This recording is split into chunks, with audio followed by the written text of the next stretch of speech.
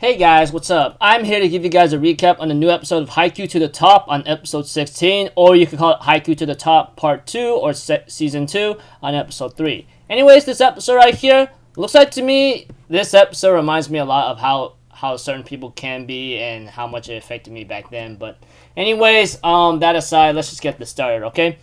We have to it that Karasuno continues the match against Inarizaki, etc. But that aside, we also get to see some flashbacks of Ryo-chan or Ryo-kun or Tanaka-san. We get to know that he actually joined the Karasuno volleyball club, of course, and he fell in love with Kyoko-san, And of course, she blatantly outright rejected him, no problem, which is really hilarious and funny. I'm like, oh my gosh, that's just really awesome. But that aside, there'll be bits and parts of flashbacks where Tanaka Ryu will go through situations with his senpais here and there, but he knows that they're very strong, etc. So that aside, he continues to keep playing. And of course, the score was 23-23 in this episode, But that aside, we get to see that they made a play where the ball ends up having to go on the other side of Inarazaki's court, except it's on the outside. So Kageyama ends up getting the ball, and Azumane ends up making the shot, And since the ball and the play didn't actually go into Inarazaki's court, it was legal for Kageyama to do that. So it's 24-23, which is a set point. And we have to that Tanaka ends up having to try to make a score where Kageyama serves it to him, but unfortunately he gets blocked out by Suna Rintaro. And we get to see Suna Rintaro or Rintaro himself or their number 10 in action, This guy is super fast. Anytime he knows where the ball's gonna set, he'll just run up there and block it, man. That's how dangerous he is, etc. And the score will later on be 24-24.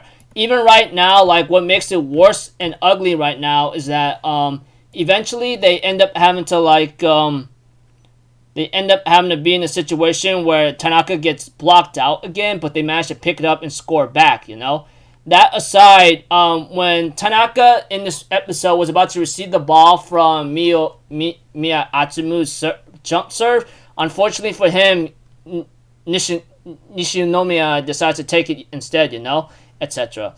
And again, he gets blocked out, and it looks like to me he's in a bad situation, Even right now, people understand, even Fukuro Dani's ace, along with some other people who are watching far away, are keeping an eye on what's up here and there, Especially Tanaka's childhood friend has been watching far away and knows that he will be fine eventually,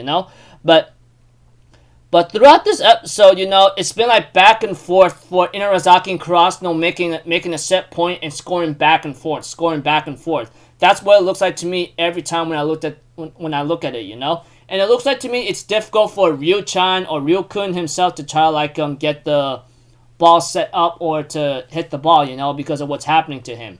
But that aside, though, that doesn't really stop him from anything. He has some serious, strong mental willpower, man. And that alone, even though he is far away, he can still keep climbing up.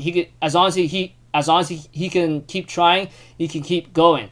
Eventually, we have to it that Tanaka calls out for a lefto, and then Kageyama serves it to him, and Rintaro knows it's gonna go to him, and he ends up jumping to block him, But we have to that Tanaka ends up doing a cross shot, a devastating cross shot, and they end up taking the first set. So the score will later on be around the 26 or 26 to 25, I guess, or 27 to 25.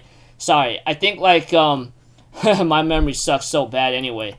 But yeah, all I know is Tanaka ends up making a devastating cut shot, or a cross shot, and it'll become 27-25, and they end up taking the first set. So, yeah, pretty cool. And we get to see Kanoka, or should I say Ryo-chan's childhood friend, finally confesses to her teammate saying, Ryo-chan's always been straightforward and honest, and you know what?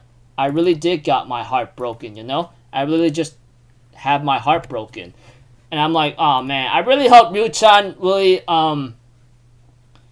hooks up with his childhood friend, because that's always going to happen in certain series, okay? And besides, she looks like she looks like she can't find anyone else besides him, and we'll see. I mean, like, yeah. Anyways, preview of next episode is gonna be cats versus monkeys, you know? So it looks like to me it'll be Nekoma's clash against some monkeys, and it looks like to me it might be troubling for them, but we'll see. That aside, this entire episode has been focused on Ryo Tanaka throughout most of the time, and it's pretty nice to see him, you know? I mean, like, we get to see how he was back then, and then, you know, how his mental will of not giving up and keep going is what makes it really crazy and great.